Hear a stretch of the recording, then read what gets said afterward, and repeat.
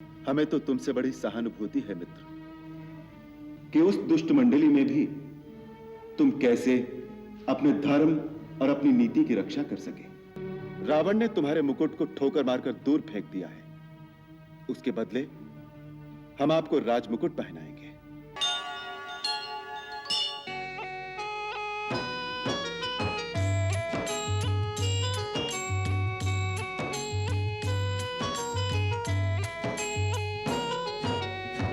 चले हर्षि रघुनायक पाहि, करत मनोरथ बहु मन माहि, करत मनोरथ बहु मन माहि। जिन्ह पाइन के पादुकनि, भरतु रहे मन लाए। ते पद आजु बिलोकी हम, इन्ह नैननि अब जाए, इन्ह नैननि अब जाए। एहि विधि करत सप्रेम विचारा, आयऊ सपदि सिंधु एहि पारा। कपिन विभीषण आवत देखा, जाना को रिपुदूत बिसेखा, जाना को रिपुदूत बिसेखा।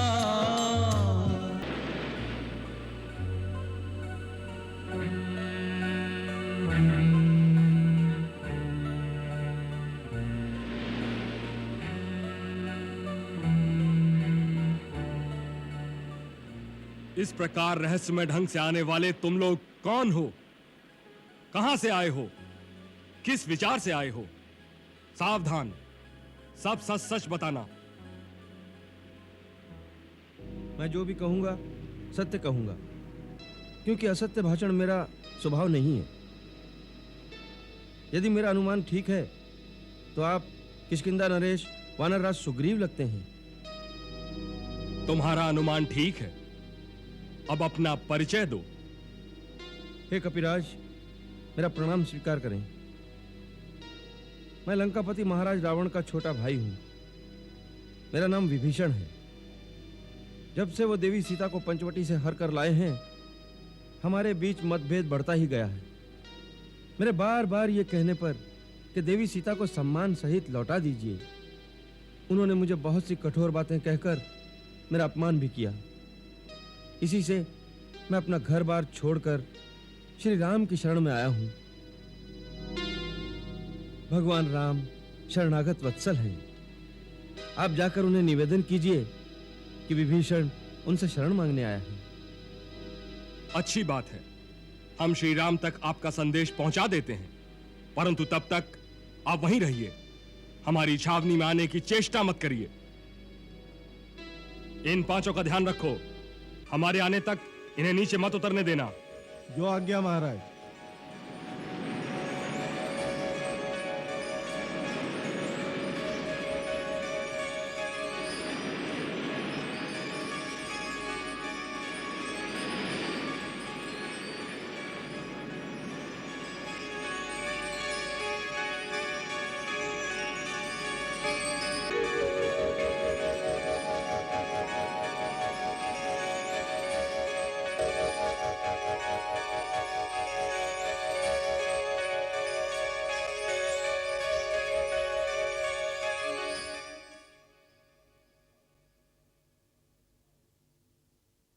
आओ मित्र, बैठो। रघुनाथ जी, अपने आप को लंका के राजा रावण का छोटा भाई बताने वाला एक असुर आया है। आपकी शरण में आना चाहता हूं, यह कहकर वह आपके पास आने की आज्ञा चाहता है, परंतु वह शत्रु का भाई है। इस बात को गंभीरता से सोचना चाहिए कि उसको अपने शिविर में आने की अनुमति दी जाए या नहीं। आप सबका इस बारे में क्या मत है?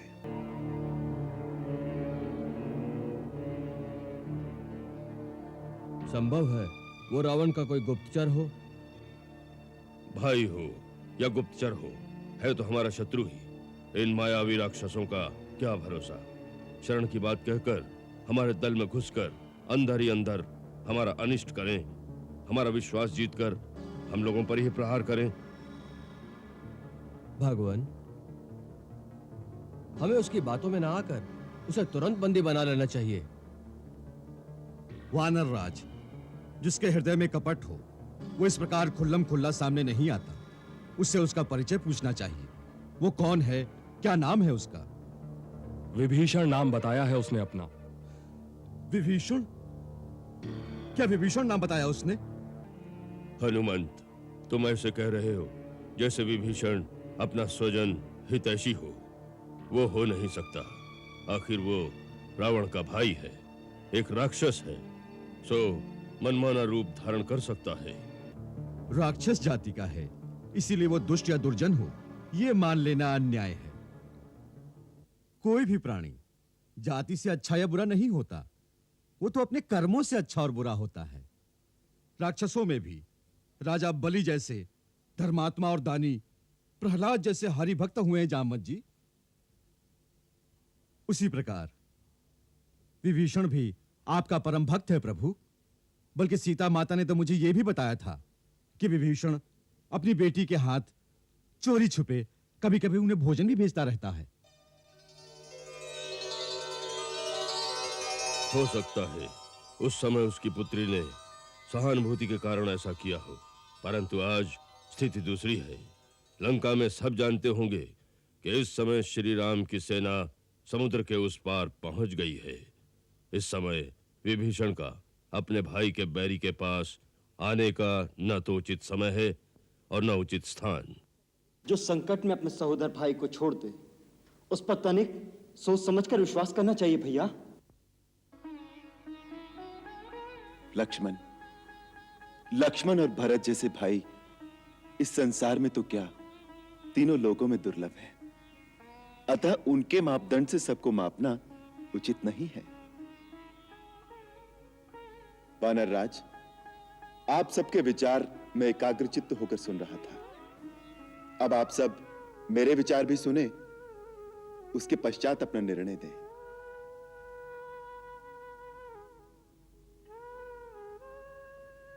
संभव है विभीषण में कुछ दोष हो, उसके मन में कुछ दुराव भी हो, परंतु मेरा एक प्रण है कि जो शरण में आए उसे अभय कर दूं। मित्रता की याचना करता हुआ कोई शरणार्थी बनकर आया है, उसे ठुकराना दोष है। दोषी को आश्रय देना, भले ही वो ठगने क्यों ना आया हो, सत्पुरुषों के लिए उचित है। ठगना पाप है, ठगे जाना नहीं। आपका निर्णय उत्तम है प्रभु, और धन्य है आपके आदर्श। हम लोग उसके स्वजन नहीं, फिर भी वो आपसे शरण मांगने आया है। मुझे इसमें कोई कपट दिखाई नहीं देता। मैं आप सबके विचारार्थ एक उदाहरण प्रस्तुत करता हूं, आप उसे ध्यान से सुने। पूर्व काल में महर्षि कण्व के पुत्र महान सत्यवादी महर्षि कंडू ने एक धर्म विषयक निर्णय दिया था। आर्तो वा यदि वा दृष्ट परेशान शरणम गता, अरे प्राणानाम परित्यज रक्षितव्यः कृतात्मना। यदि शत्रु भी शरण में आए और दया की याचना करे तो उसे भी निराश नहीं करना चाहिए। शत्रु दुखी हो या दुरात्मा, यदि वो विपक्षी की शरण में आ जाए तो निर्मल मन वाले श्रेष्ठ पुरुष को अपने प्राणों का मोह छोड़कर उसकी रक्षा करनी चाहिए। यदि वो ऐसा नहीं करता तो पाप का भागी होता है। शरणागत का त्याग स्वर्ग और सुयश की प्राप्ति को मिटा देता है। यदि शरण में आया हुआ प्राणी रक्षक के सामने नष्ट हो जाए तो वो उसके सारे पुण्यों को ले जाता है। मैं आज महर्षि कंडू के उस यथार्थ और उत्तम वचन का पालन करूंगा। मैं तुम्हारा हूं, यदि ऐसा कहकर कोई मेरी शरण में आया है तो उसे ग्रहण न करना महान अधर्म होगा। हे कपिश्रेष्ठ, ये तो विभीषण है। यदि स्वयं रावण भी शरणागत बनकर आए तो भी मैं अपना पन निभाऊंगा, उसे शरण दूंगा।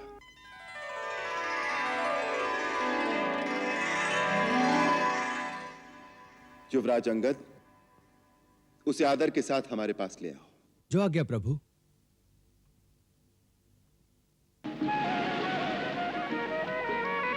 हे राक्षस कुल मणि विभीषण जी, मैं बाली पुत्र अंगद आपको प्रणाम करता हूं। मुझे श्री राम प्रभु ने आपको यह कहने को भेजा है, प्रभु ने आपकी प्रार्थना पर आपसे भेंट करना स्वीकार कर लिया है, अतः आप पधारे, आपका स्वागत है। धन्यवाद।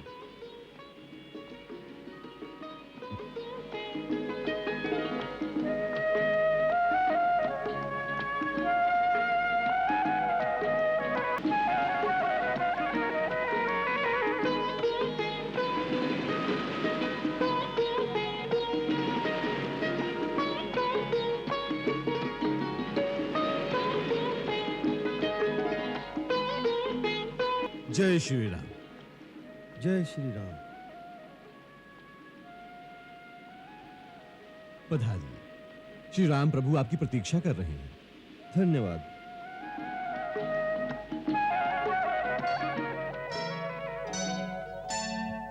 दूर ही देखे द्वै भ्राता, नैनानंद दान के दाता।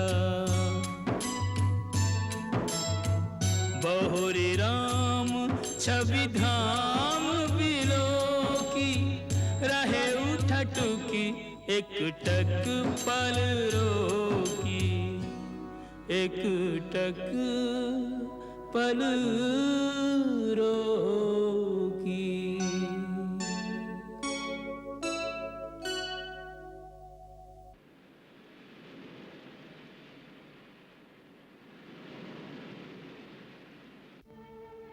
हे नाथ, मैं महाराज रावण का छोटा भाई विभीषण हूं।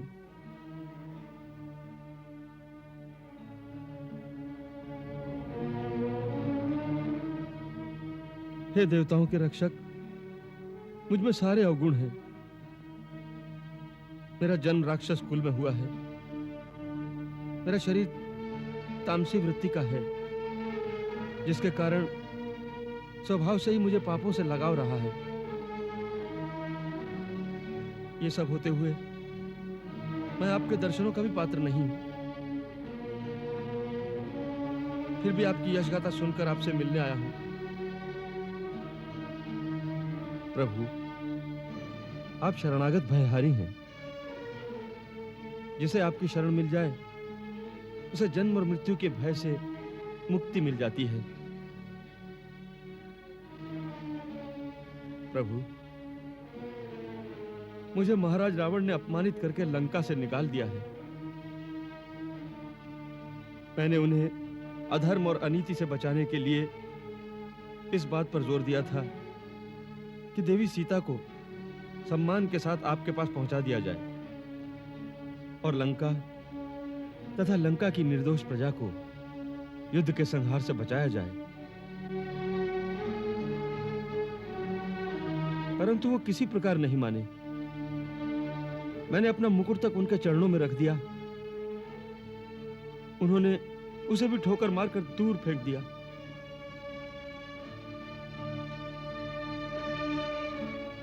अब मैं अपमानित और तिरस्कृत होकर अपना परिवार, धन, संपत्ति सब छोड़कर आपकी शरण में आया हूं।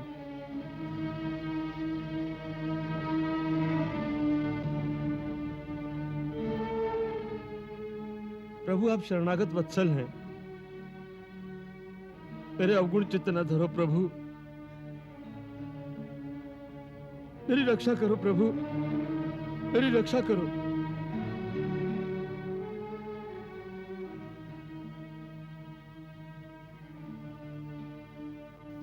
आप हमारे शत्रु को त्याग कर हमारे पास आए हैं, अतः आप हमारे मित्र हैं। सो मित्र का स्थान ग्रहण कीजिए।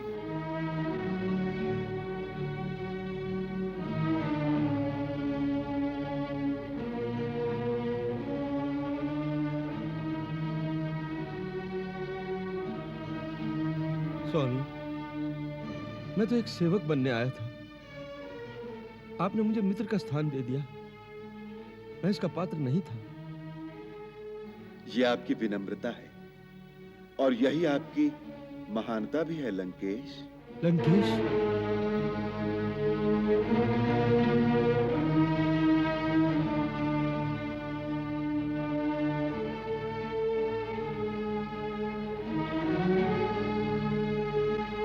प्रभु, लंकेश तो इस समय महाराज रावण हैं। आपने एक शरणार्थी को ये संज्ञा कैसे दे दी? रावण तो केवल कुछ ही दिनों के लिए लंकेश रह गया है।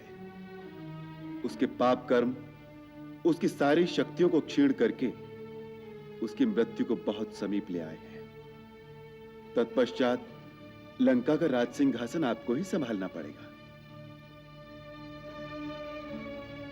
युद्ध के पश्चात लंका की प्रजा को एक धर्मपरायण राजा के द्वारा सुख और शांति देने का उत्तरदायित्व जितना हमारा होगा उतना ही आपका भी होगा।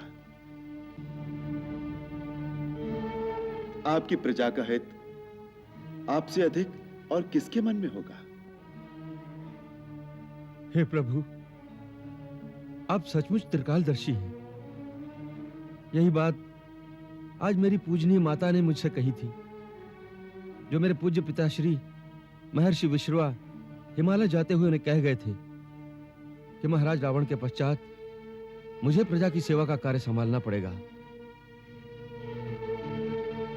और सच्ची बात यह है प्रभु कि मैं अपने मंत्रियों की सम्मति से आपकी शरण में इसी आशा से आया हूं कि लंका की निर्दोष प्रजा की ओर से आपसे दया की भीख मांगूं, जिससे एक पापी के पाप के कारण सारी प्रजा को दंड न भुगतना पड़े।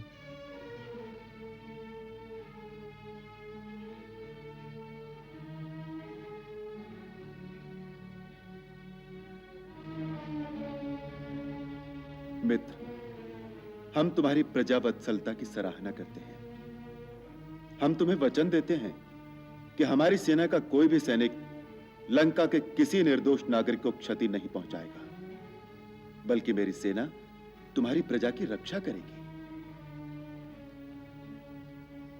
हम केवल उन्हीं का संहार करेंगे जो युद्ध की इच्छा से हमारे सन्मुख आएंगे।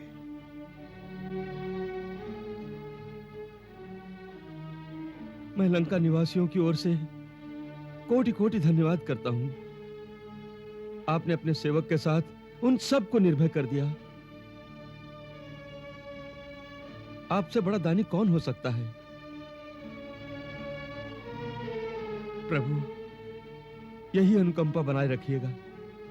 तुम अनुकंपा की बात करते हो, हमें तो तुमसे बड़ी सहानुभूति है मित्र, कि उस दुष्ट मंडली में भी तुम कैसे अपने धर्म और अपनी नीति की रक्षा कर सके। कहते हैं कि दुष्टों की संगति से तो घोर नरक में रहना उत्तम है। मैं हनुमान से सारी गाथा सुन चुका हूं कि ऐसे वातावरण में तुम किस प्रकार भक्ति की भावना में अचल और अडिग होकर खड़े हो। प्रभु, सारी शक्ति भक्ति ही देती है। उसमें भक्त की कोई शूरवीरता नहीं। जिस क्षण आपकी छवि मन में उदय हो जाती है, उसी क्षण मन से काम, क्रोध, लोभ, मोह, अहंकार आदि भाग जाते हैं। अन्यथा तो मुनिगण भी सहस्त्रों वर्ष ध्यान लगाकर भी कुछ नहीं पाते।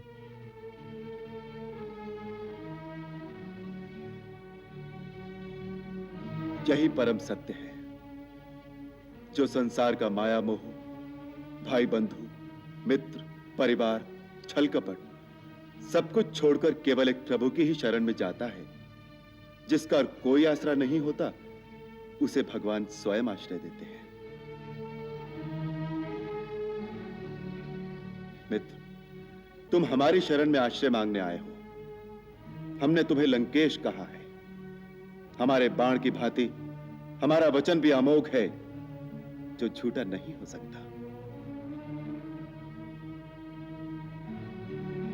रावण ने तुम्हारे मुकुट को ठोकर मारकर दूर फेंक दिया है। उसके बदले हम आपको राजमुकुट पहनाएंगे। महाराज सुग्रीव, आप समुद्र का पवित्र जल मंगवाइए। सागर में समस्त तीर्थों के जल का समावेश है।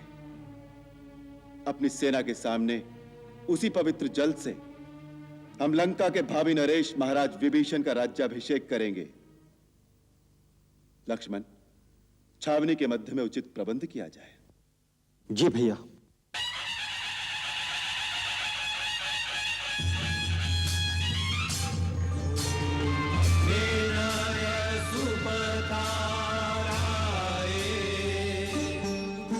अस्मान् विश्वानि देव वयुनानि विद्वान् युद्धस्मज्जुहुराणमेनो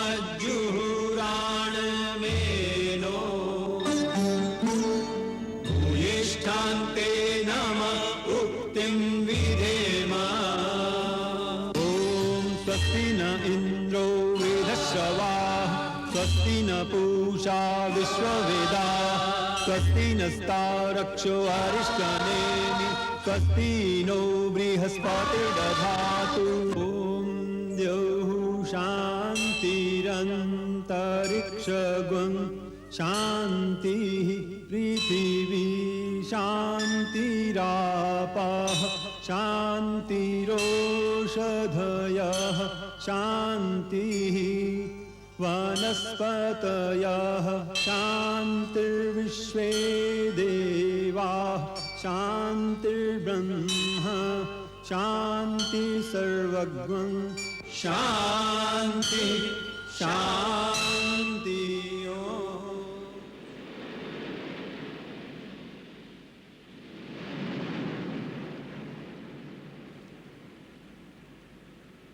मित्र, मैं जानता हूं कि तुम्हारी इच्छा नहीं है, परंतु मेरी शरण में आने का और मेरे दर्शन करने का फल अमोघ है।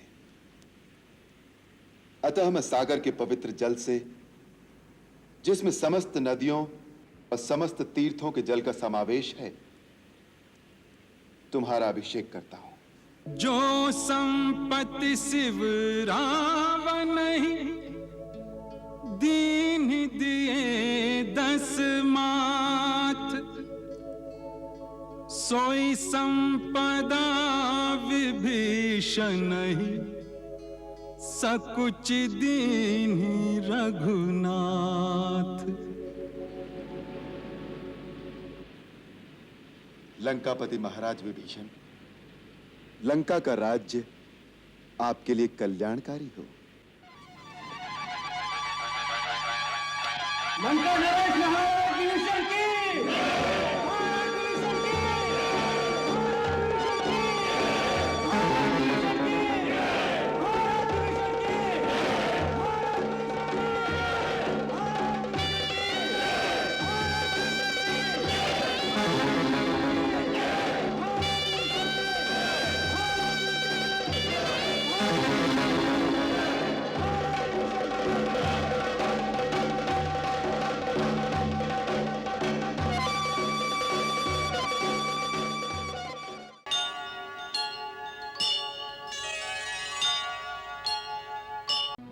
दो तेजस्वी बालक जो ऋषि कुमार लगते हैं, उन्होंने घोड़ा पकड़ लिया है और कहा है, हमें महाराज राम की चुनौती स्वीकार है। उन्हें कहो हमसे युद्ध करने आए। तुम कोई राजा या राजकुमार तो नहीं हो कि तुम्हें हमारी राज्य वृद्धि से ईर्ष्या हो? फिर तुमने किस लोभ से हमारे इस घोड़े को पकड़ा है? ना हमें कोई लोभ है, ना हमें किसी राज्य की लालसा है, ना हमें आपकी राजवृद्धि से ईर्ष्या है। हमने तो इस घोड़े के मस्तक पर लिखी हुई चुनौती को पढ़कर इसे पकड़ा है। परंतु क्यों? तुम्हारा इस चुनौती से क्या संबंध? क्योंकि इस चुनौती में अहंकार की गंध है।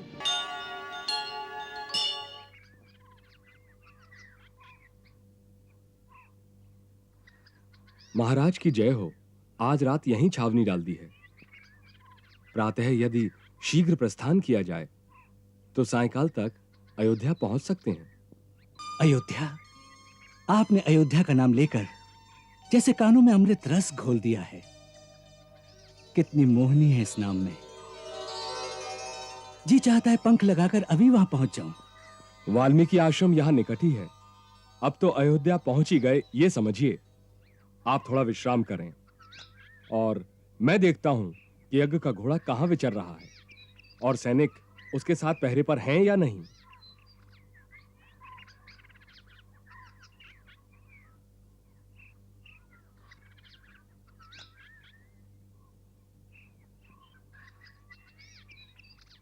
लब भैया देखो कितना सुंदर घोड़ा है।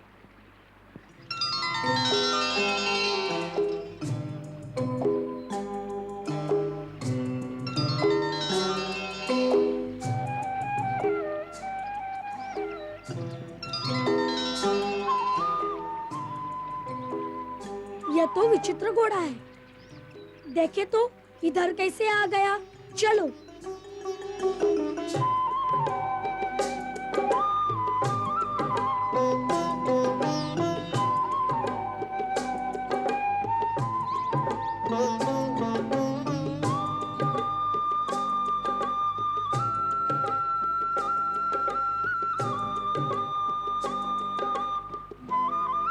कैसा सजाया हुआ है। इस पर ये छत्र क्यों धरा है? ये तो किसी राजा का लगता है। परंतु राजा क्या इतनी छोटी काठी पर बैठ सकता है? ये राजा के किसी बालक का होगा। परंतु राजा का बालक हमारे आश्रम में क्या करने आया है? देखो देखो लब भैया, इसके मस्तक पर स्वर्ण तालिका है, उस पर कुछ लिखा है। देखो तो क्या लिखा है। राज राजेश्वर छत्रपति महाराज श्री रामचंद्र के अश्वमेध यज्ञ का ये अश्व दिग दिगांतर में स्वतंत्र भ्रमण के लिए छोड़ा गया है। इसके आगे जो नतमस्तक होगा उससे महाराज रामचंद्र की शरण प्राप्ति होगी और जो उसे पकड़ने का दुस्साहस करेगा उसे महाराज रामचंद्र की सेना से युद्ध की चुनौती स्वीकार करनी पड़ेगी।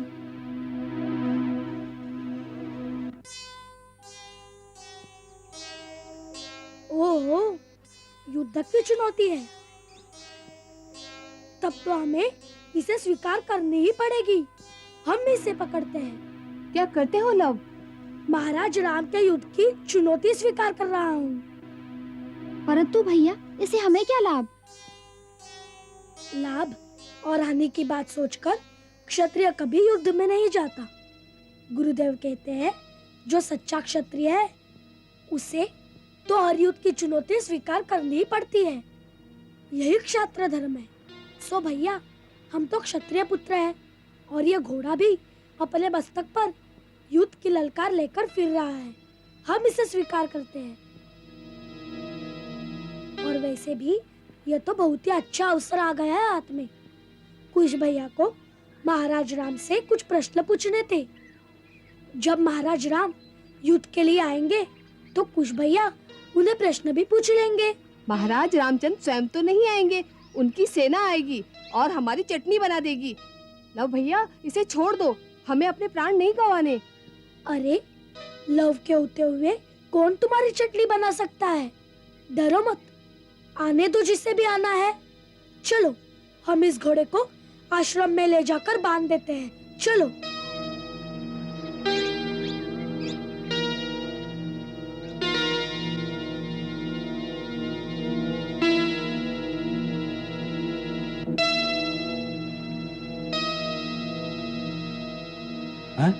ये घोड़ा कहाँ चला गया? पता नहीं, अभी तो यहीं था। अरे भैया ढूंढो उसे, वो तो यज्ञ का घोड़ा है। वो देखो कुछ बच्चे उसके साथ खेल रहे हैं। अरे खेल नहीं रहे, वो ले जा रहे हैं उसे। रोको उन्हें, जल्दी करो। अरे रोको, सुनो बच्चों। देखो देखो आ गई सेना, घोड़े को छोड़ दो। चुप डरपोक कहीं का। लव तो अपने साथ साथ हमारे भी प्राण गंवाएगा। चलो भागो, नहीं तो सैनिक पकड़ लेंगे। चलो चलो जल्दी करो, चलो भागो।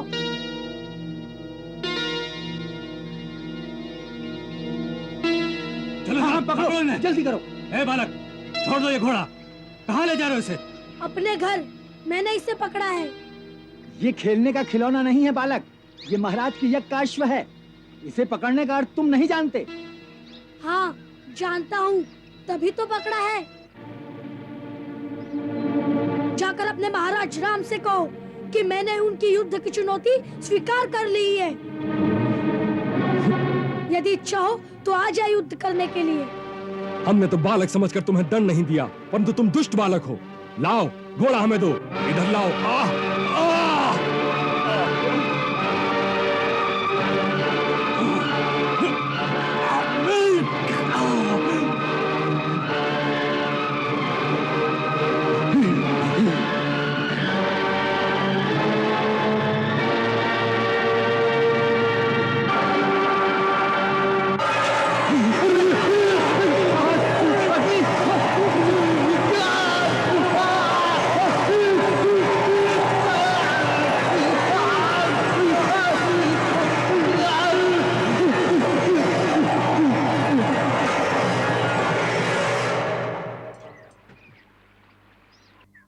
कुछ भैया, हमने लव भैया को बहुत समझाया कि इस घोड़े को छोड़ दो, लेकिन वो नहीं माने और जिसका हमें डर था वही हुआ।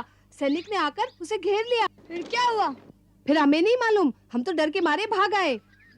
बड़े भीरू हो तुम लोग। चलो मुझे दिखाओ, कहाँ है लव? ना ना, हम नहीं आएंगे। सैनिक हमारी चटनी बना देंगे। हमारा कर्तव्य था कि हम आपको बता दें कि आपके छोटे भैया आपत्ति में हैं। सो हमारा कर्तव्य पूरा हुआ। अच्छा बाबा, मुझे ये तो बताओ कि लव है कहाँ?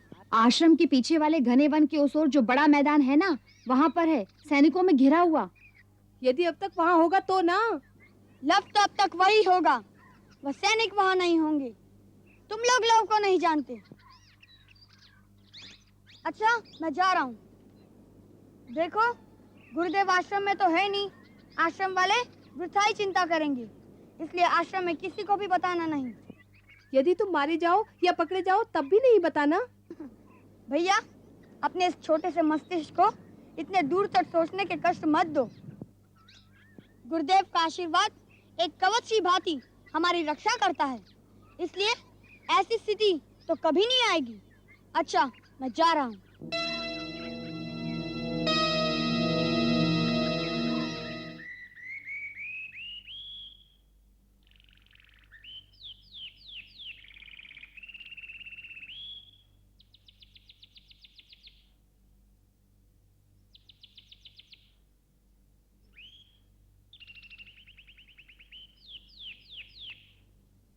छोड़ दे इस घोड़े को।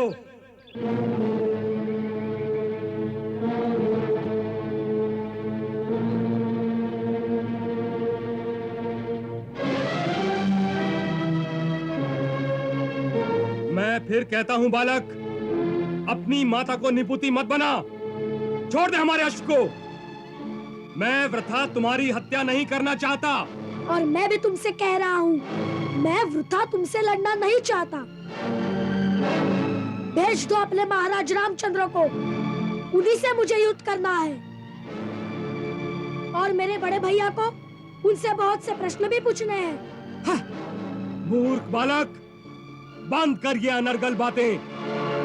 मैं अंतिम बार पूछता हूँ, तू घोड़ा देगा या अपने प्राण? दोनों में से कुछ नहीं दूंगा। तो फिर मैं दोनों ही लूंगा। अब मुझे बाल हत्या का कोई दोष न दे। यह बालक निश्चय ही वध करने योग्य है। तुम्हारे माता पिता मुझे क्षमा करें। अरे दोष से पहले ही क्षमा मांग रहे हो? सेनापति जी, पहले बाल हत्या कर तो लो।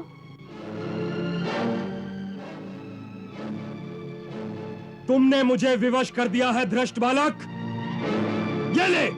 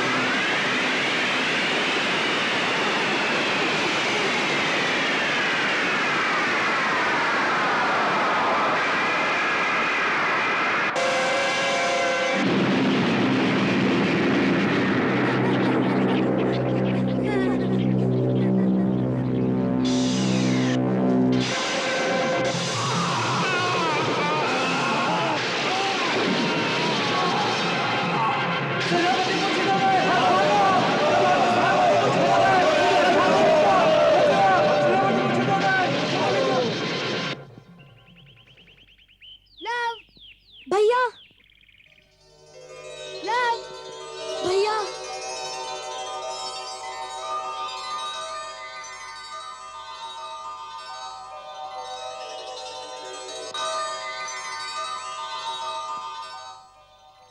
वाह लव वाह, कैसे भगा दिया तूने सब लोगों को। परंतु उस बेचारे सेनापति को जान से मारने की आवश्यकता नहीं थी। मूर्ख था बेचारा, और मूर्खता के लिए प्राणदंड देना उचित नहीं। भैया, मैंने उसे मार कहाँ दिया है? मैंने तो उसे मूर्छित कर दिया है। पड़ा रहेगा 4-5 दिन मूर्छा में। देखा भैया, मैंने महाराज राम को बुलाने का सारा प्रबंध कर दिया है। अब पूछ लो उनसे सारे प्रश्न। अवश्य पूछूंगा। परंतु लव, ये घोड़ा पकड़ना हमारे लिए उचित था कि नहीं? गुरुदेव क्या कहेंगे? भैया, पढ़ लो उस घोड़े के मस्तक पर क्या लिखा है, फिर ये प्रश्न पूछना मुझसे।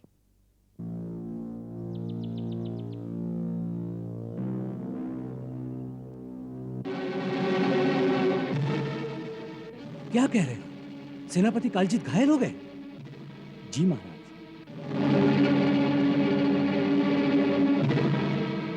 तुमने बिल्कुल उचित किया लव। ये चुनौती तो किसी भी आत्मसम्मान वाले क्षत्रिय को स्वीकार कर लेनी चाहिए। और ये पढ़कर तुम्हें ऐसा नहीं लगता कि महाराज राम को बहुत अहंकार भी हो गया है? लो भैया, सूर्य पताका वाला रथ आ रहा है। अपने प्रश्नों की तालिका बना लो। जरा आने तो दो महाराज को।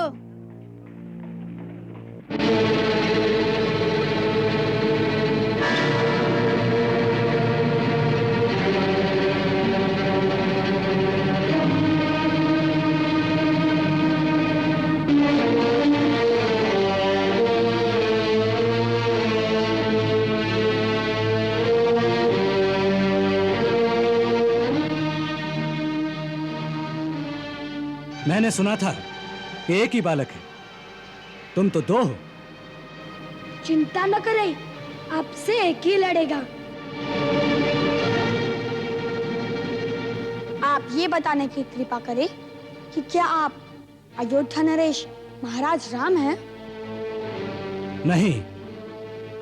नहीं? तो फिर ये अपने रथ पर सूर्य पताका लगाए क्यों घूम रहे हैं? लोगों को भ्रमित करने के लिए? नहीं, ये सूर्य पताका मेरे रथ पर इसलिए है कि मैं महाराज श्री राम का छोटा भाई शत्रुघ्न हूँ। कुश भैया, ये छोटे भाई हैं, इन्हें मेरे हवाले कर दो। तुम दिखने में तो अच्छे और सुसभ्य बालक दिखते हो, फिर हमारे यज्ञ का घोड़ा तुमने क्यों पकड़ लिया? आपके बड़े भैया के कहने पर। अर्थात? उन्होंने अश्व के मस्तक पर लिखा है ना, इसे पकड़ो तो हमारी सेना से युद्ध की चुनौती स्वीकार करो। सो हमने उनके साथ युद्ध करने के लिए यह घोड़ा पकड़ा है, उनके छोटे भाई से नहीं। आप जाइए और उनको हमारा संदेश दीजिए कि हमने उनकी युद्ध की चुनौती स्वीकार कर ली है, इसलिए आ जाइए रणभूमि में।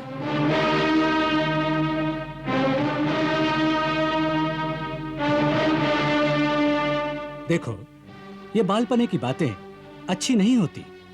ये घोड़ा यज्ञ का है, इसे छोड़ दो।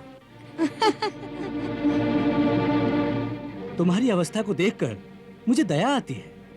मैं तुम्हारे दूसरे अपराध क्षमा कर दूंगा।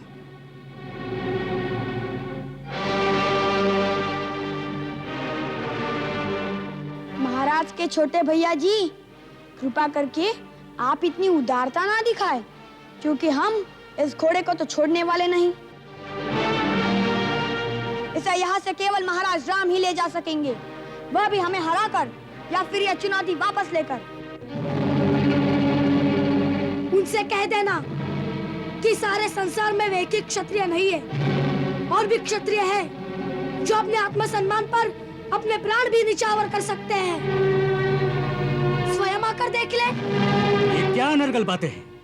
महाराज राम तुम्हारे लिए यहाँ कैसे आ सकते हैं? तो फिर ये घोड़ा भी यहाँ से नहीं जाएगा। बालको, तुम नहीं जानते तुम ये क्या कर रहे हो। घोड़ा न देने का परिणाम बड़ा भयंकर हो सकता है। मुझे शक्ति का प्रयोग करने पर विवश न करो। हम विवश कहाँ कर रहे हैं? आपकी शक्ति आपके वश में नहीं लगती, बार बार उभर आती है। इसलिए शक्ति का प्रयोग कर ही लीजिए, नहीं तो धनुष उठाए उठाए हाथ थक जाएंगे। बस, उपहास बहुत हो गया। घोड़ा छोड़ दो, अथवा मैं बाण चला दूंगा। चलाकर दिखाइए तो सही, चलाना भी आता है कि नहीं। देखते हैं आपके गुरुदेव ने आपको कैसे सिखाया है। फिर हम भी दिखाएंगे कि हमारे गुरुदेव ने हमें क्या सिखाया है।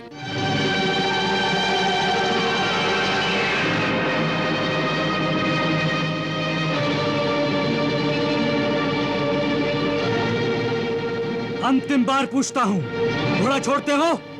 नहीं।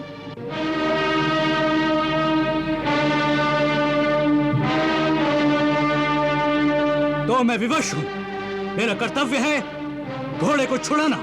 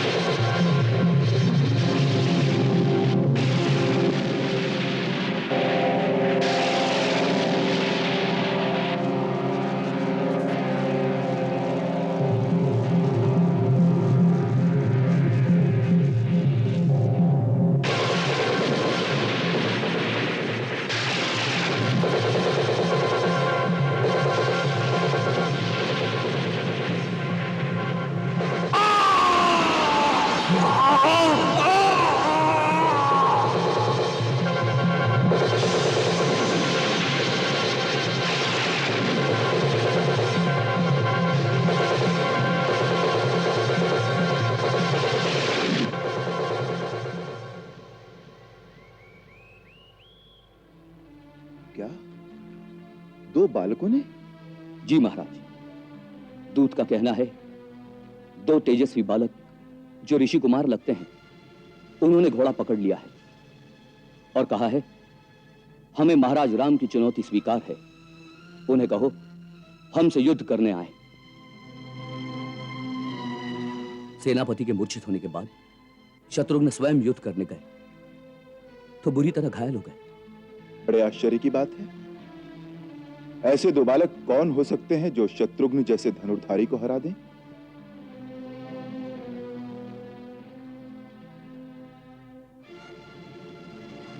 हम स्वयं जाएंगे। हमारे जाने की व्यवस्था की जाए। क्षमा करें भैया, हम लोगों के रहते आपको स्वयं जाने की क्या आवश्यकता है? अपने लक्ष्मण पर विश्वास रखिए।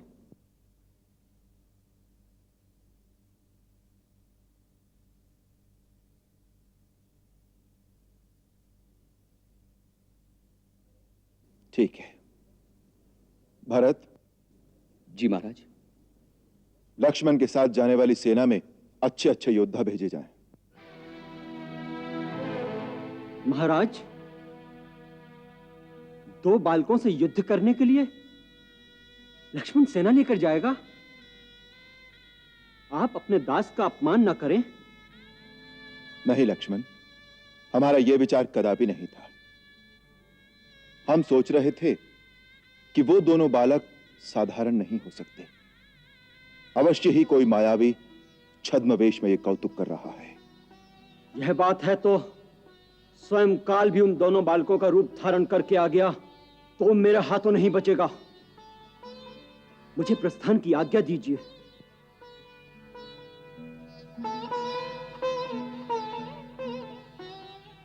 जाओ, हमारा आशीर्वाद तुम्हारे साथ है।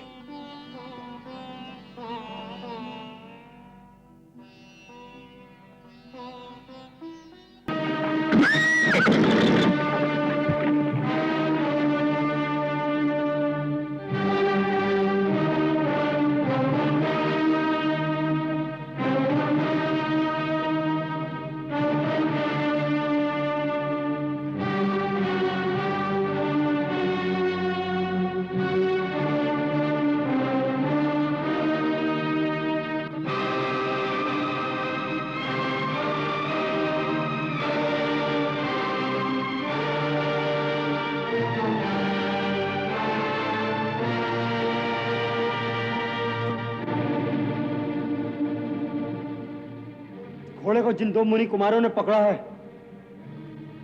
उन्हें हमारे सामने उपस्थित करो। कहां है वो? श्रीमान, आपको क्या हम मुनि कुमारों जैसे नहीं दिखते? तुम तो बहुत छोटे हो, ऐसा दुस्साहस कैसे कर सकते हो? ये आपको किसने कहा कि जो छोटे होते हैं वह दुस्साहस नहीं कर सकते? बिच्छू बहुत छोटा होता है परंतु अपने विष से ऊंट को भी मार सकता है। छोटा संकुश बड़े मत वाले हाथी को भी सीधा कर देता है और छोटा सा मंत्र भगवान को वश में कर लेता है। बहुत अनर्गल बातें करते हो। हम जो पूछते हैं उसका उत्तर दो। पहले आप हमारे प्रश्न का उत्तर दीजिए। क्या आप अयोध्या के महाराज राम हैं? नहीं, मैं उनका छोटा भाई लक्ष्मण हूँ। भैया, फिर धोखा हो गया। क्या आपके महाराज राम हमारे सामने आने से डरते हैं? क्या बकवास करते हो? क्रोध न करें श्रीमान, क्रोध से ज्ञान नाश होता है और ज्ञान का नाश होने से बुद्धि भटक जाती है और बुद्धि के भटकने से मनुष्य का पतन हो जाता है। मैं यहाँ ऋषि मुनियों का प्रवचन सुनने नहीं आया हूँ। मुनियों के पास आएंगे तो उपदेश ही मिलेगा, उससे आपका हित भी होगा। मेरे हित की चिंता मत करो। मैं कहता हूँ उन दोनों अपराधियों को मेरे सामने उपस्थित करो जिन्होंने हमारे महाराज के यज्ञ का घोड़ा पकड़ने का दुस्साहस किया है। मैं उन्हें दंड देने आया हूँ। दोनों अपराधी आपकी सेवा में उपस्थित हैं। आप दंड निर्धारित कीजिए।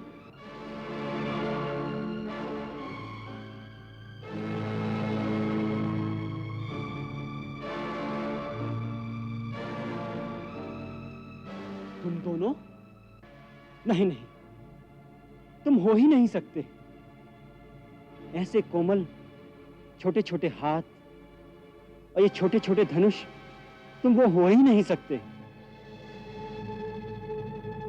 और यदि तुम वो हो भी तो ऐसे सुकोमल बालकों को दंड देने की इच्छा नहीं होती। लाओ, हमारा घोड़ा हमें लौटा दो और जाओ, जाकर बालकों के साथ खेलो। ये तो अच्छी बात है कि आप हमें दंड नहीं देना चाहते, परंतु हम आपको घोड़ा नहीं देना चाहते। घोड़ा चाहिए तो महाराज राम से कहिए कि हमने घोड़े के मस्तक पर लिखी उनकी चुनौती स्वीकार कर ली है। हमसे स्वयं आकर युद्ध करे, बार बार छोटे भाइयों को भेजकर हमारा समय नष्ट न करे। लगता है तुम तो दया के पात्र ही नहीं हो। मैं तो तुम्हारी अवस्था पर दया करके तुम्हारे अपराध क्षमा कर रहा था। आप अपराध क्षमा कर रहे थे? ये तो न्याय के विरुद्ध है। अपराधी को दंड अवश्य मिलना चाहिए।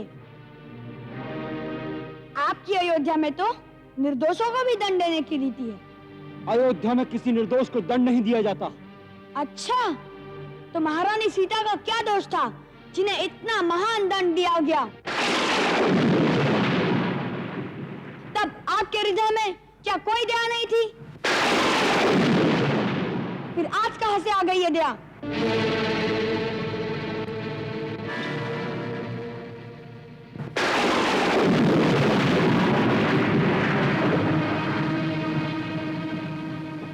कौन हो तुम लोग? अपराधी जिन्होंने अयोध्यापति के यज्ञ का घोड़ा पकड़ने का दुस्साहस किया है। यदि हमें दंड देने की इतनी इच्छा है तो अपने मन की आकांक्षा पूरी कर लीजिए, अन्यथा आराम से वापस चले जाइए। हमें आपसे कोई काम नहीं है। हमें तो केवल महाराज राम से बात करनी है। आप हमारा समय नष्ट न करें। मूर्ख बालक, तुम नहीं जानते कि तुम किसका अपमान कर रहे हो। मैं तुम दोनों को एक क्षण में भस्म कर सकता हूँ। देर मत लगाइए, नहीं तो यह क्रोध ठंडा हो जाएगा, फिर कुछ नहीं होगा आपसे। मेरे क्रोध से डरो बालकों। मैं वो लक्ष्मण हूँ जिसने मेघनाथ को मारा था। पहले आप में सिर्फ क्रोध ही था, अब अहंकार भी आ गया है। ये दोनों अवगुण आपकी पराजय की चिन्ह है। तुम बड़े चपल और वाचाल हो। पहले मैं तुम्हारी जीवा तो काट लूं।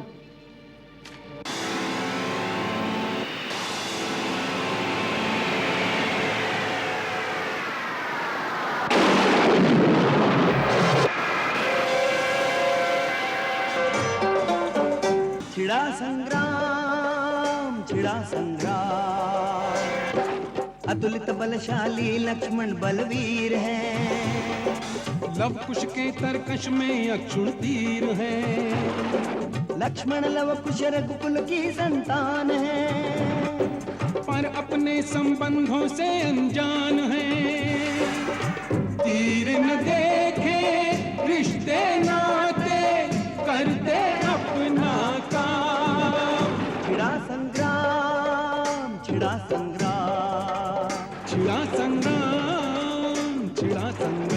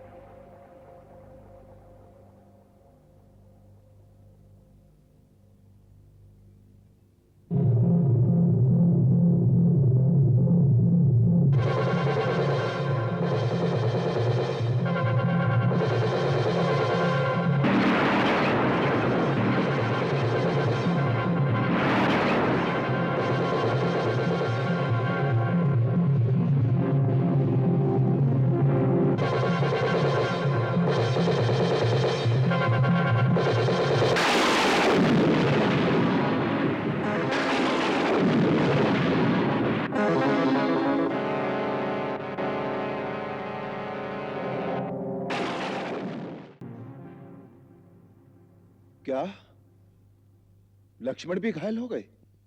जी महाराज, बहुत घमासान युद्ध हुआ।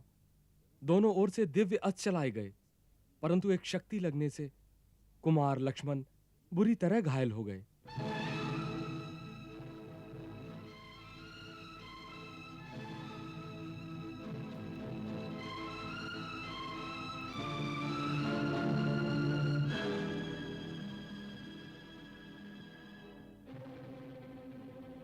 प्रभु, ये साधारण बालकों का काम नहीं हो सकता। या तो कोई मायावी है या कोई दिव्य बालक। कोई भी हो, परंतु लक्ष्मण और शत्रुघ्न जैसे योद्धाओं को जो पराजित कर सकें, वो परम शक्तिशाली अवश्य है। महाराज, मुझे आज्ञा दीजिए, मैं इसी समय प्रस्थान करता हूं। प्रभु, मुझे भी कुमार भरत के साथ जाने की आज्ञा दीजिए। वानर राज, आप इस समय हमारे अतिथि हैं। हम आप पर यह भार नहीं डाल सकते। मैं अतिथि नहीं हूं, मैं प्रभु का मित्र हूं। संकट के समय मित्र का धर्म है मित्र की सहायता करना। सो मुझे कृपा करके जाने की आज्ञा प्रदान करें। प्रभु, सेवा का ये अवसर मुझे भी दिया जाए। मुझे ऐसा प्रतीत होता है कि इस कांड में अवश्य कोई गूढ़ रहस्य है।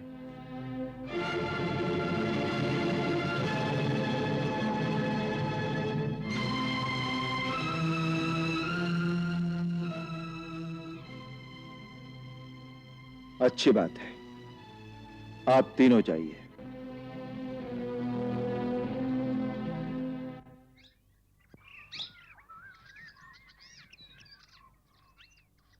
सूर्योदय का समय हो गया है।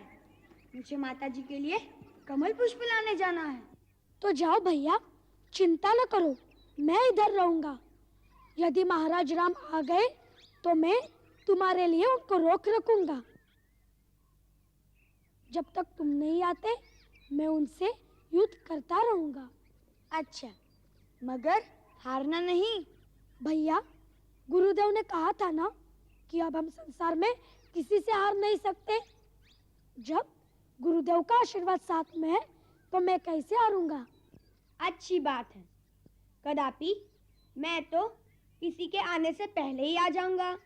भैया, माताजी को यह सब कुछ मत बताना, चिंता करेंगी और पूजा में मन नहीं लगेगा।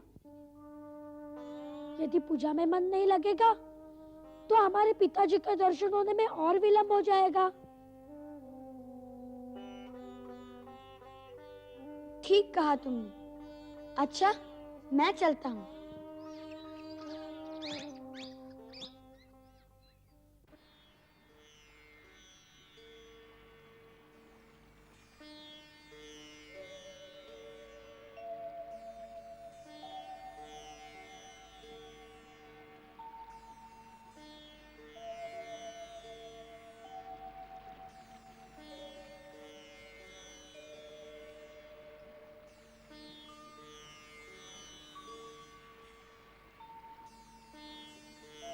गुरुदेव,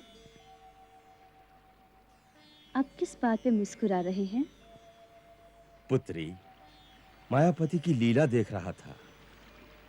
कैसे एक एक महायोद्धा का गर्व चूर कर रहे हैं।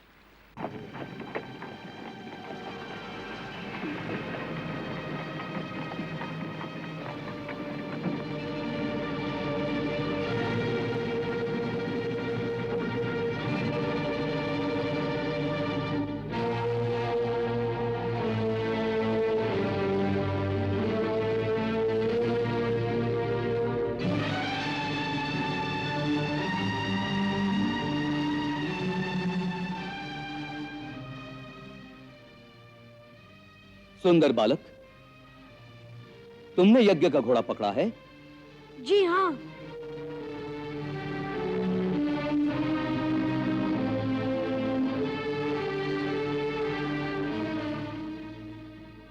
परंतु हमने तो सुना था कि आप दो बालक हैं। आपने बिल्कुल ठीक सुना था, हम दो भाई हैं।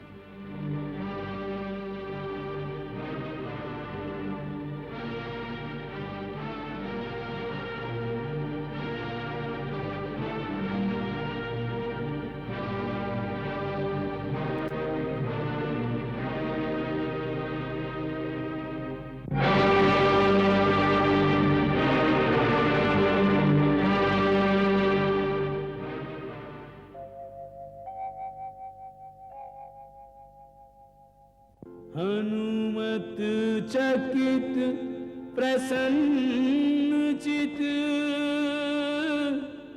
लखिए रूप अनूप जैसे सम्मुख हो स्वयं रघुवर बाल स्वरूप।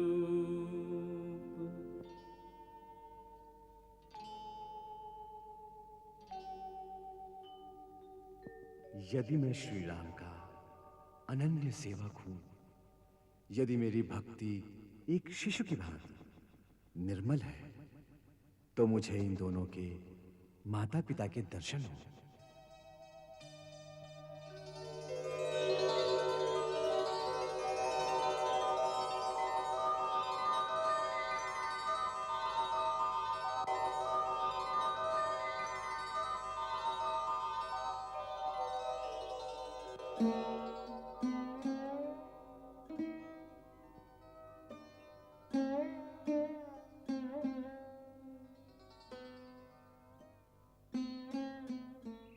सुंदर, कैसी मनोहर जोड़ी है। आप लोग किसके पुत्र हैं? जो रणभूमि में खड़े होते हैं उनका परिचय केवल उनका धनुष होता है, उनके बाण बताते हैं उनका पता। हाँ, आप ये बताने की कृपा करें कि क्या आप महाराज राम हैं? नहीं, मैं उनका दास हूं, भरत।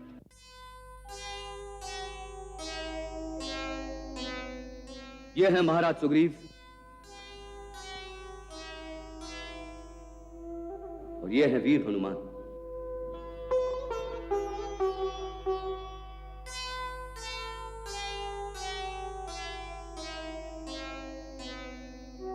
श्रीमान भरत, गुरुदेव के कथनानुसार आपकी भक्ति सचमुच वंदनीय है।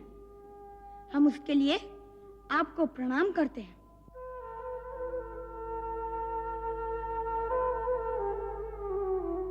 महाराज सुग्रीव, आपने राज्य पाकर भी एक वनवासी से जो मित्रता निभाई है वह सराहनीय है।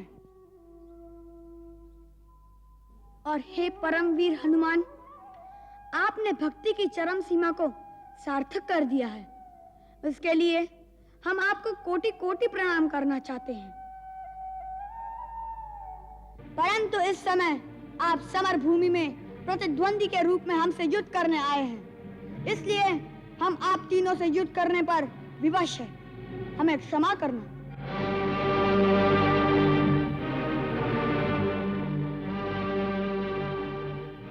हम तो अब भी यही कहेंगे कि आप लोग लौट जाएं और महाराज राम को भेजें। हमने तो उनकी चुनौती स्वीकार की है, हम आपसे युद्ध नहीं करना चाहते।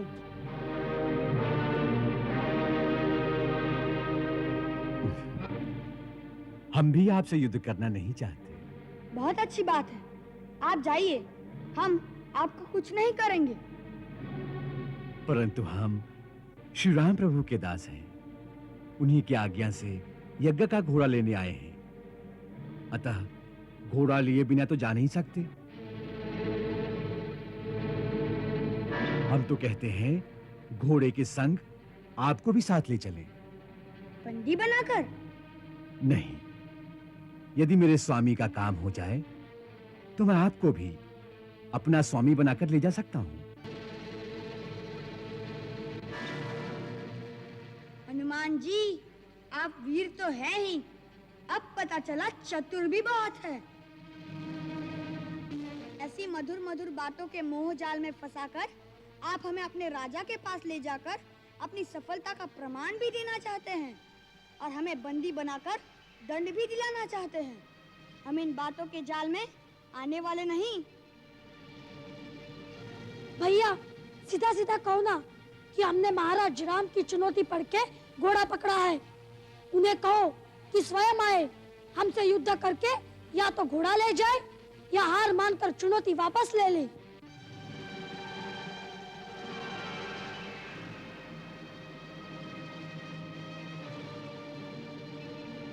परंतु आपने परिचय तो दिया ही नहीं।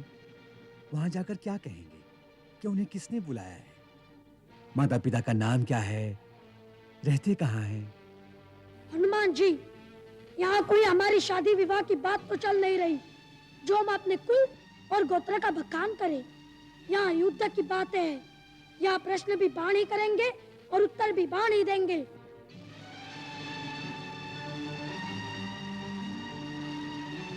आपको हमारी बात स्वीकार है तो जाइए, और यदि लड़ना है फिर वार कीजिए।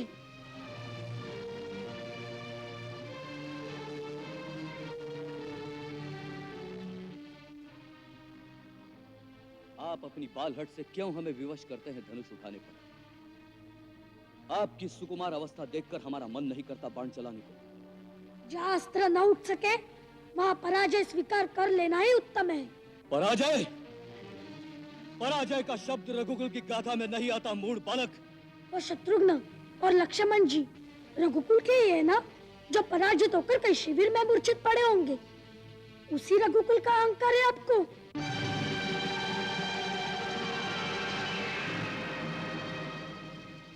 तुम दिखने में तो मनोहर दिखाई देते हो, परंतु अंदर से उतने ही विषैले हो। ऐसे फल को तो तुरंत काट देना चाहिए।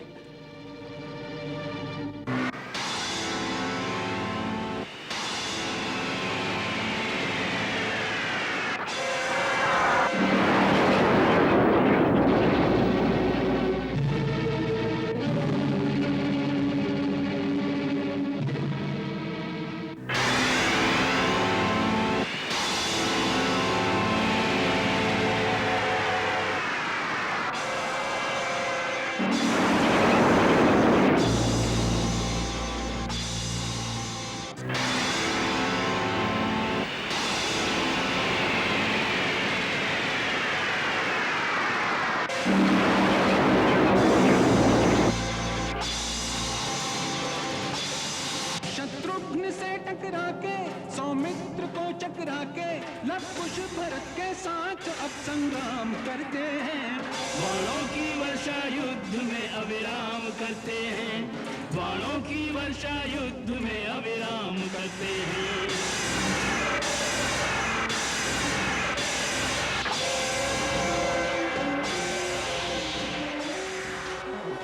राम स्वयं जब तक निर्णय को न आएंगे, अश्वमेध का अश्वनलव कुश लौटाएंगे।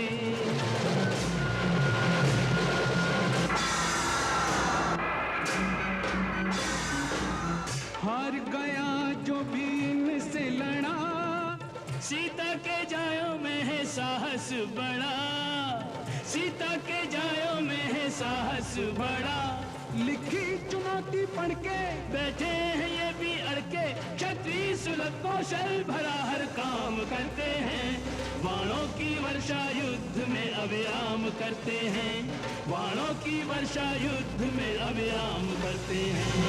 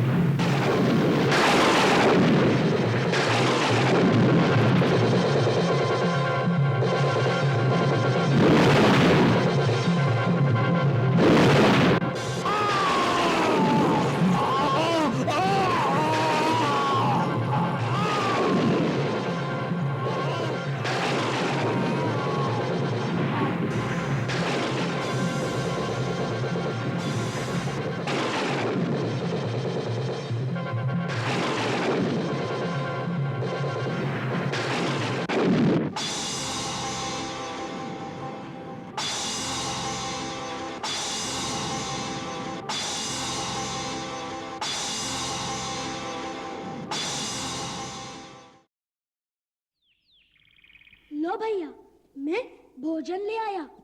मैंने सोचा न जाने महाराज राम को आने में कितनी देर लग जाए, तब तक हम भोजन तो खा ले। अरे हम अकेले कैसे खाएंगे? श्री हनुमान जी भी तो भूखे होंगे। परंतु वे ये सूखी रोटी खाएंगे? पूछना तो चाहिए। चलो।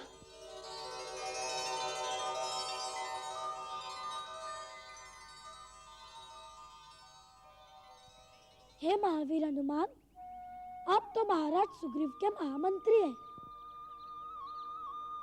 किष्किंधा के राजमहलों में सुंदर और स्वादिष्ट भोजन खाने की आदत होगी, परंतु हम तो ठहरे वनवासी और ब्रह्मचारी। हमारे पास तो ये सूखी रोटी है, उसे से आपकी सेवा कर सकते हैं।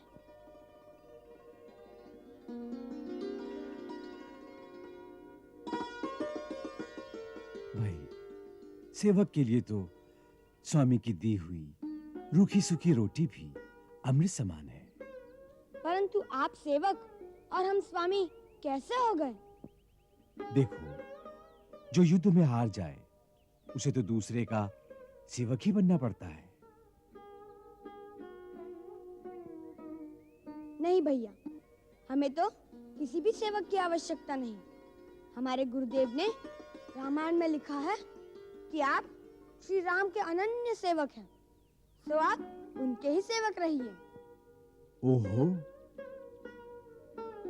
तो आपके गुरुदेव ने रामायण लिखी है? हाँ, उसमें श्री राम का जीवन चरित्र लिखा है। आपकी कथा भी उसमें आती है। अच्छा। हाँ, आपकी अनन्य भक्ति और सेवा के कारण हमें आपका चरित्र बहुत अच्छा लगा।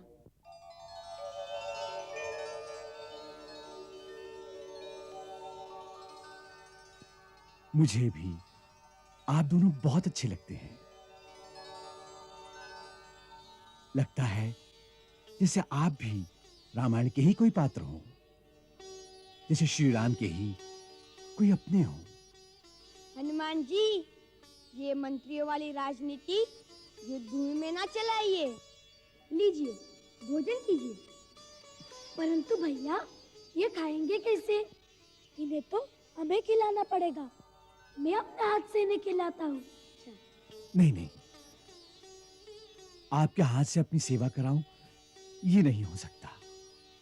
आप अपना भोजन करिए। एक प्राणी हमारे सामने भूखा हो और हम भोजन कर ले, ये क्षात्र धर्म तो क्या, मानव धर्म के भी विरुद्ध है, पाप है। लव, इनके हाथ खोल दो। भैया, लेकिन इनके हाथ खोल देंगे तो? नहीं नहीं, ये वीर पुरुष हैं।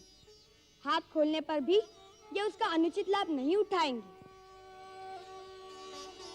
देखिए हनुमान जी, हम केवल आपके भोजन के लिए हाथ खोल रहे हैं। हमें वचन दीजिए कि आपके हाथ खोलने पर भी आप चुपचाप हमारे बंदी बनकर यहाँ बैठे रहेंगे।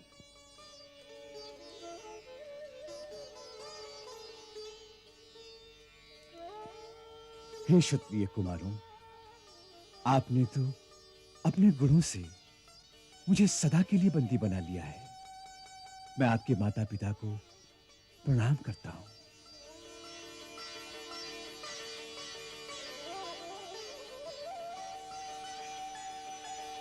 लव, इनके हाथ खोल दो।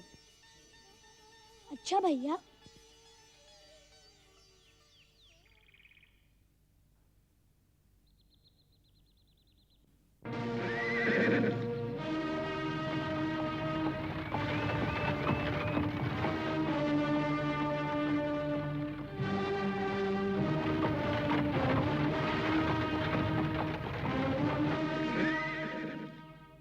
लगता है अब तो महाराज सचमुच स्वयं आ गए हैं। आने दो।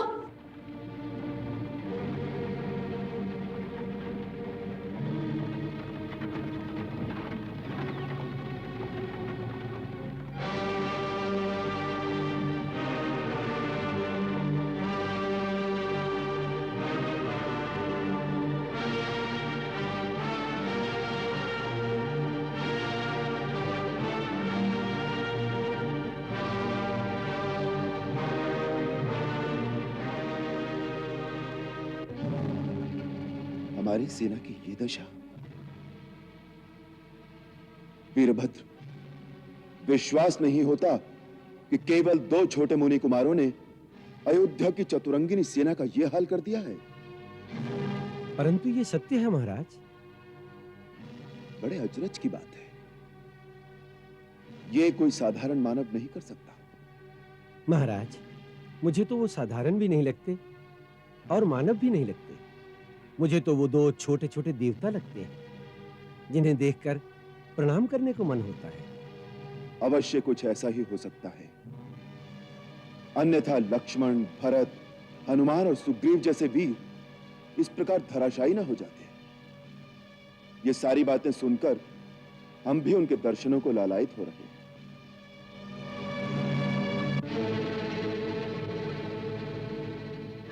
वो देखिए महाराज, उनके दर्शन हो गए। वो दोनों वीर पेड़ों के उस ओर खड़े हैं।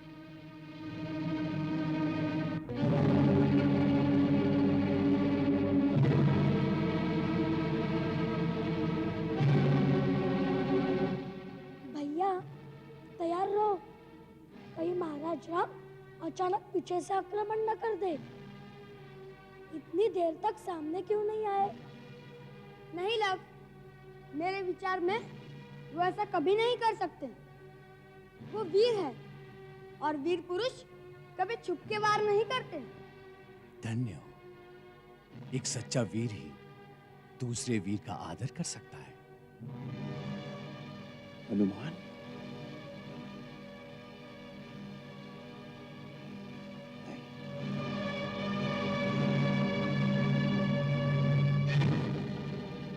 रथ आगे ले चलो।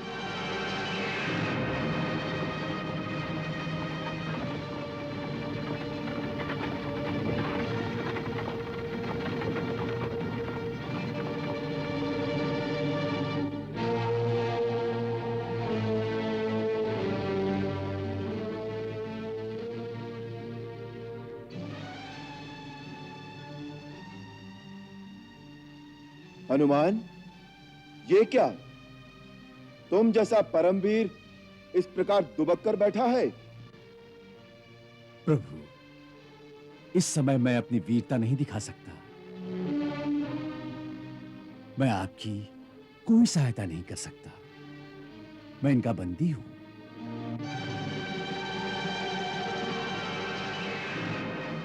ये तो इन्होंने दया करके मेरे हाथ पांव खोल दिए। मैंने इन्हें वचन दिया है कि मैं अपने खुले हाथों का प्रयोग केवल भोजन के लिए ही करूंगा। आप मुझे क्षमा कीजिए प्रभु।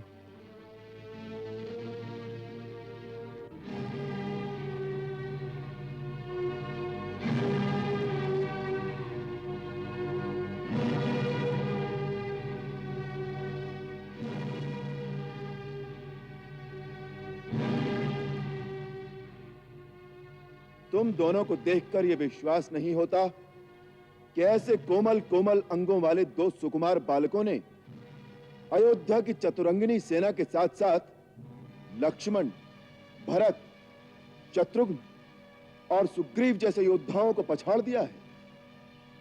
महाबली हनुमान को बंदी बनाकर बिठा रखा है। यह कैसे सत्य हो सकता है? वैसे तो सत्य स्वयं सिद्ध होता है महाराज। फिर भी यदि आपको प्रमाण की आवश्यकता है तो यह जीता जागता प्रमाण आपके सामने है। आपके परम भक्त वीर हनुमान हमारे सत्य की पुष्टि करेंगे। हाँ प्रभु, ये परम सत्य है कि इन दोनों ने ही अपने दिव्य अस्त्रों से अयोध्या के समस्त योद्धाओं को एक ऐसी मूर्छा में डाल दिया है कि इतने दिनों में किसी को अब तक चेतना नहीं आई। मैं इन दोनों के माता पिता को बारंबार प्रणाम करता हूं जिन्होंने ऐसे चमत्कारी पुत्रों को जन्म दिया है। सुन लिया? अब तो विश्वास हो गया ना कि आपके इस सेना का ये हाल हम ही ने किया है। अब क्या कहते हैं आप?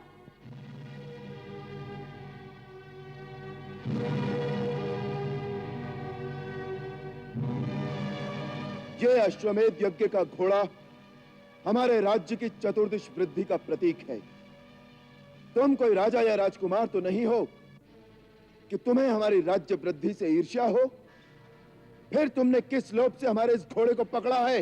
ना हमें कोई लोभ है, ना हमें किसी राज्य की लालसा है, ना हमें आपकी राजवृद्धि से ईर्ष्या है। हमने तो इस घोड़े के मस्तक पर लिखी हुई चुनौती को पढ़कर इसे पकड़ा है। परंतु क्यों? तुम्हारा इस चुनौती से क्या संबंध? क्योंकि इस चुनौती में अहंकार की गंध है। उससे ऐसा लगता है कि आप यह समझते हैं कि सारे संसार में आपके सिवा न तो कोई क्षत्रिय है न वीर। और क्योंकि हम क्षत्रिय हैं, इस चुनौती का उत्तर देना हमारा धर्म हो जाता है। महाराज राम, आप क्षत्रिय धर्म को जानते ही होंगे। यदि कोई क्षत्रिय युद्ध की चुनौती सुनकर पीठ दिखाकर भाग जाए तो समझो ना तो उसने अपने माँ के दूध का ऋण चुकाया और ना अपने पिता के नाम की लाज रखी। कौन है तुम्हारे पिता? यदि हमसे जीत लेंगे तो उनके पास जाइएगा। अभी से उनका पता पूछने की क्या आवश्यकता है? पहले हमसे युद्ध करिए, हमसे।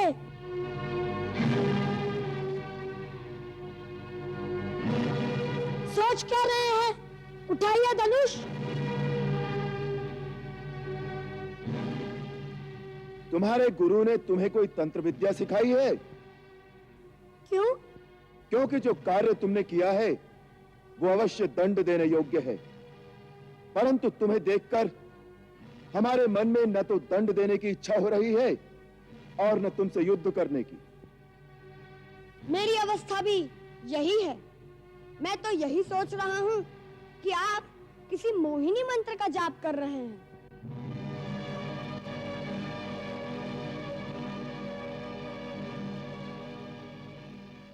ये विधाता की विधि कैसी है कि दोनों ओर से धनुष उठाना कठिन हो गया है। महाराज राम, इस प्रकार यह मंत्र तंत्र का प्रयोग वीरों के लिए उचित नहीं है।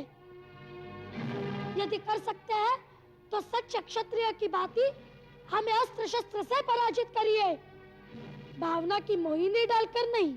बालक, हम तुम्हारे सारे अपराध क्षमा कर देते हैं। ये यज्ञ का अश्व हमें लौटा दो, हम तुम्हें कोई दंड नहीं देंगे। युद्ध में हमें पराजित कीजिए और घोड़ा ले जाइए। और ये भी याद रखिए, घोड़ा लिए बिना चले गए तो समस्त विश्व में अपयश फैलेगा। बालक, हमें विवश मत करो। जब युद्ध भूमि में आ ही गए हैं महाराज, तो अब और कोई मार्ग नहीं बचा। एक ही मार्ग रह गया है। धनुष उठाइए।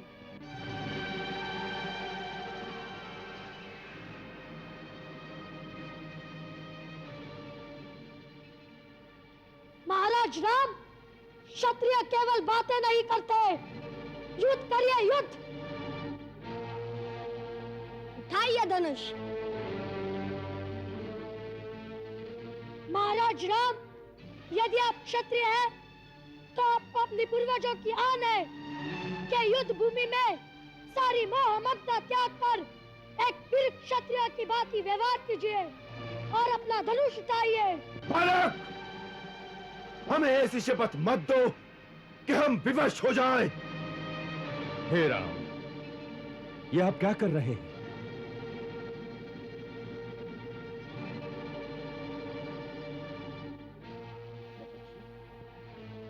बालकों की बातों में आकर ये क्या अनर्थ कर रहे हैं आप?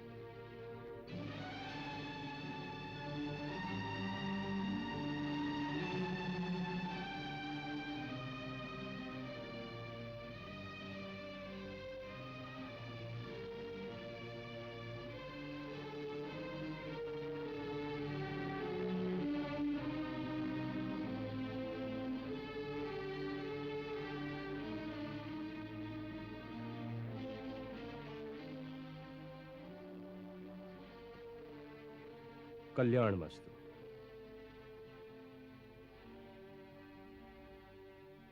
प्रभु, स्त्री, वृद्ध और बालक, इन तीनों के जीवन की रक्षा का भार तो राजा पर ही होता है। अपराधी होने पर भी उन पर राजा का हाथ नहीं उठता। महर्षि, ये बालक बहुत हठी हैं। बाल हट तो सब जानते हैं महाराज, परंतु बाल हट का उत्तर राजहट तो नहीं हो सकता। कुश, लव, ये हमारे राजा हैं। हम इनके राज्य में रहते हैं। राजा के सामने अस्त्र उठाना राजधर्म के अनुसार पाप है। आपने राजा की अवज्ञा की है।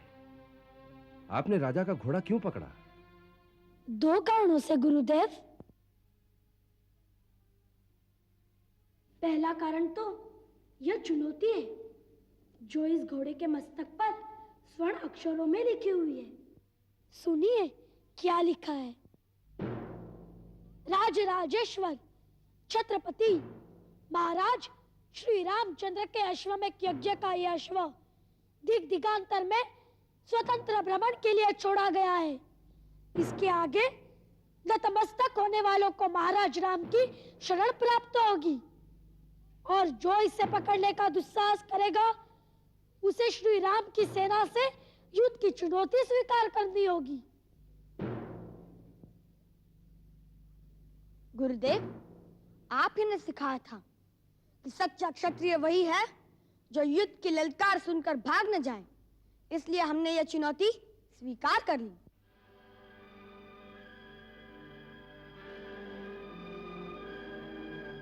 और दूसरा कारण?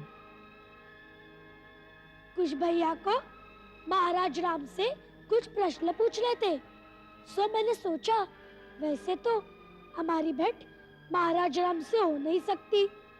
यदि यह घोड़ा पकड़ ले तो उसे छुड़ाने के लिए महाराज राम स्वयं आएंगे और कुछ भैया उनसे प्रश्न भी पूछ लेंगे। पूछो, क्या प्रश्न पूछना चाहते हो? एक ही प्रश्न है महाराज कि हमारे गुरुदेव कहते हैं आप मर्यादा पुरुषोत्तम हैं, परंतु यह कहाँ की मर्यादा है कि उस पत्नी का जिसकी पवित्रता पर आपको स्वयं विश्वास है केवल कुछ लोगों की निंदा के कारण त्याग कर दिया जाए और उसे निस्सहाय अवस्था में वनवास के दुख भोगने पर विवश कर दिया जाए? यह कौन सा धर्म है? राजधर्म।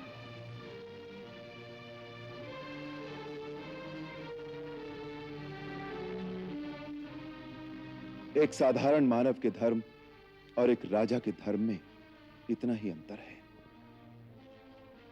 एक साधारण मानव का प्रथम धर्म है अपनी पत्नी, अपने बच्चों, अपने भाई बहनों, माता पिता और निकट सगे संबंधियों की रक्षा करना, उनको सुख पहुंचाना, और यदि कठिन समय आए तो दुख में उनका साथ देना। परंतु वही मानव जब राजमुकुट पहनकर राजा बन जाए तो उसका प्रथम धर्म अपने निजी सुख या दुख और अपने निकट सगे संबंधियों के सुख दुख में उनका साथ देना नहीं रहता, वरन राजा का धर्म केवल प्रजा रंजन होता है। उसके सारे कर्म प्रजामत के अधीन होते हैं, फिर चाहे निजी तौर पर उसे सुख हो या दुख। उसका कर्तव्य तो वही है जिससे प्रजा का कल्याण हो, प्रजा रंजन हो और जिसमें प्रजा का मत हो। यही उसका पहला धर्म भी है और यही उसका आखिरी धर्म भी है। इसे ही राजधर्म कहते हैं। तो इसका अर्थ यह है कि यह अन्याय आपने नहीं, अयोध्या की प्रजा ने किया है।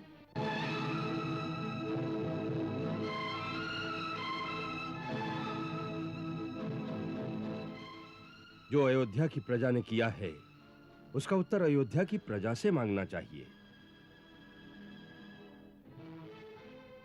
लवकुश, इस समय तुम दोनों ने इनका घोड़ा पकड़कर और इनके सामने अस्त्र उठाकर जो अवज्ञा की है, उसके लिए तुम्हें इनसे क्षमा मांगनी चाहिए।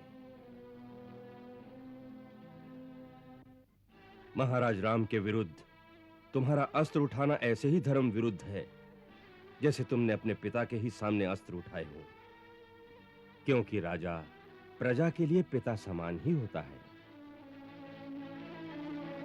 शास्त्र कहता है कि पिता ही सर्वभूतानां राजा भवति धर्मता। इसलिए तुम्हें इनको पिता समान आदर देकर क्षमा मांगकर यज्ञ का घोड़ा लौटा देना चाहिए। जो आज्ञा गुरुदेव।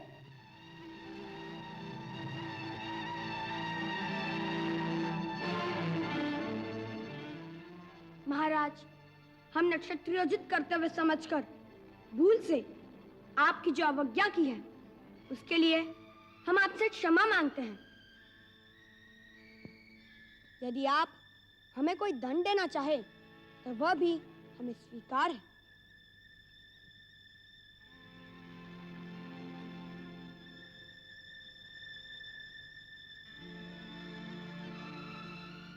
तुम दंड के अधिकारी नहीं हो बालक।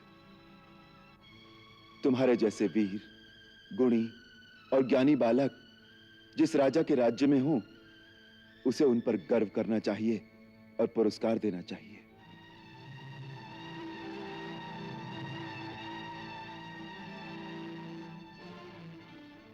जब तुम्हारी शिक्षा पूर्ण हो जाए और यदि तुम्हारे गुरु और तुम्हारे माता पिता तुम्हें आज्ञा दें, तो तुम दोनों के लिए मेरे द्वार सदैव खुले रहेंगे।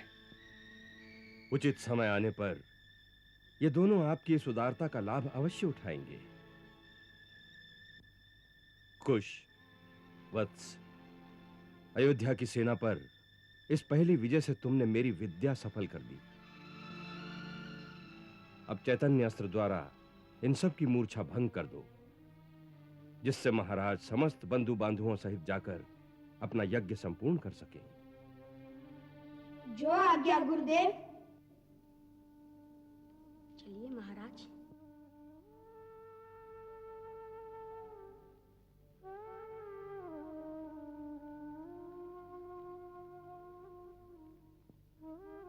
हे पवन पुत्र। जी महर्षि। आप यज्ञ का अश्व ले जाइए। जो आज्ञा। महर्षि, एक शंका है। क्या? ये क्या लीला है? आपको आपकी इष्ट की शपथ है, मुझे सच सच बताइए, ये दोनों कौन हैं? क्या जो मेरी अंतरात्मा कह रही है वो सत्य है? भक्त शिरोमणि, आप अपनी ही शक्ति के द्वारा प्रत्यक्ष देख भी चुके हैं, फिर भी मुझसे क्यों पूछ रहे हैं? हे महावीर, भक्त की शक्ति तो भगवान से भी अधिक होती है। फिर भी मेरी एक प्रार्थना है कि अभी इस बात को गुप्त ही रहने दें। उचित समय आने पर मैं स्वयं ही प्रकट कर दूंगा। मैं देख रहा हूं, विधि का खेल बड़ा विचित्र होने वाला है, फिर भी उसे एक सुखद मोड़ देने की चेष्टा कर रहा हूं।